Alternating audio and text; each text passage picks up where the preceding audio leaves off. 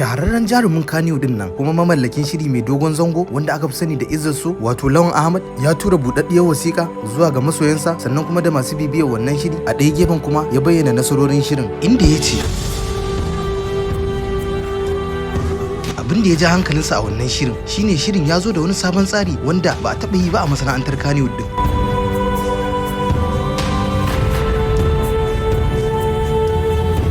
Inda ya ce a masana'antar ba a fiye yin shirin da ya shafi addini tsababa ba. Inda ya ce ko da za a yi to ba a saka shi ya yi jirwaye wato ya zama cewa kusan kashi 70 a cikin fim ɗin ya zamanto akan addinin aka gina shi.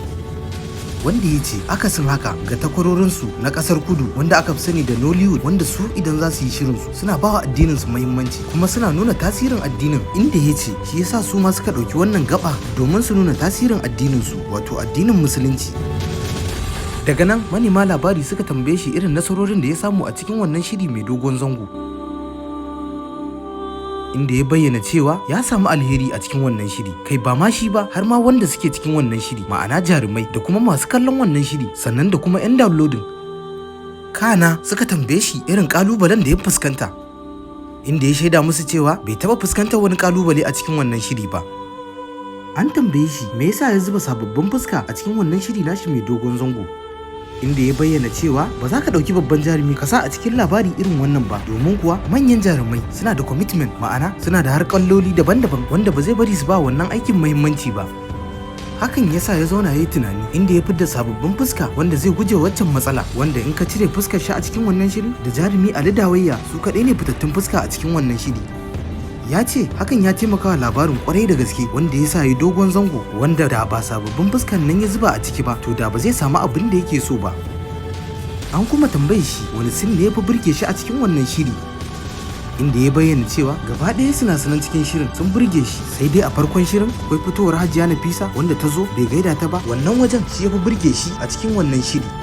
Dalilin da ya sa haka kuwa ba komai bane illa Hajiya Nafisa ta zo da izza a lokacin inda kowa yake gaida ta a cikin wannan kamfani saboda kuwa ita ce head a cikin wannan kamfani, shi kuma yake gaishe ta a matsayinsa na sabon ma'aikaci inda ta sa aka kira shi domin jin ba'asin haka.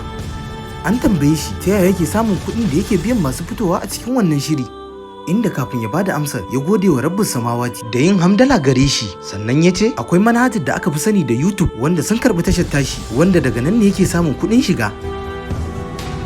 An kuma tambaye shi menene gundarin nasarar wannan shiri na Izzat So, inda ya bayyana cewa wannan tsari na addini da aka saka shine lamba na farko ta nasarar da wannan shiri ya samu saboda mutane kamar wani guri ne da aka sosa musu wanda ya dade yana musu kaikayi na fito da ƙara tasirin addini kana kuma da soyayyar ma'aikin Allah fiyayyen halitta annabinmu annabi Muhammad sallallahu alaihi wasallam. An tambayi jarumin menene babban burin shi a wannan shiri nashi mai dogon zango wato Izzat So, inda ya bayyana cewa babban burin nashi shine su ci gaba da daukan wannan shiri har illa abin da ya sawwaka saboda shiri ne da yake dauke da karantarwa, ilmantarwa da kuma nishadantarwa.